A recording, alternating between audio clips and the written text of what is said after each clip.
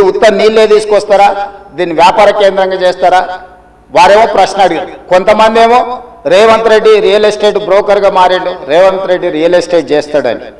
అధ్యక్ష, real estate ఒక ఇండస్ట్రీని ప్రమోట్ చేసి ఇండస్ట్రీకి అవసరమైన వసతులు కల్పించడం అనేది ప్రభుత్వం యొక్క బాధ్యత. ఈ నగరం రియల్ ఎస్టేట్ విస్తరిస్తే పెట్టుబడులు వస్తాయి, పెట్టుబడులు వస్తే పరిశ్రమలు వస్తాయి, పరిశ్రమలు వస్తే ఉద్యోగ ఉపాధి అవకాశాలు వస్తాయి.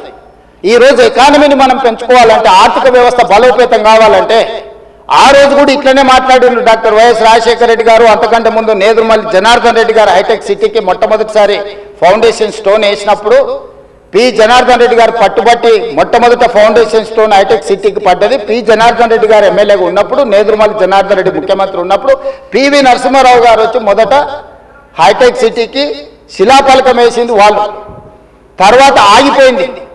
ఆ తర్వాత చంద్రబాబు నాయుడు గారు వచ్చిన తర్వాత మళ్ళీ చంద్రబాబు నాయుడు గారు, అటల్ బిహారీ వాజ్పేయి గారు వచ్చి హైటెక్ సిటీ నిర్మాణం చేశారు. ఆ రోజు కూడా ఇదే ఆరోపణలు చేశారు. అధ్యక్ష, ప్రభుత్వం రియల్ ఎస్టేట్ వ్యాపారం చేస్తుందా, ప్రభుత్వానికి ఏం పని ఉంది అని. కానీ ఇలా విస్తరించిన నగరం ఎక్కడొచ్చింది అధ్యక్ష? సైబరాబాద్ అని గొప్పగా ఎందుకు చెప్పుకుంటున్నాం? ఐటీ కంపెనీలు, ఫార్మా కంపెనీలు, global capability centres, data centres, ఇవన్నీ ఎక్కడి నుంచి వచ్చినాయి అధ్యక్ష?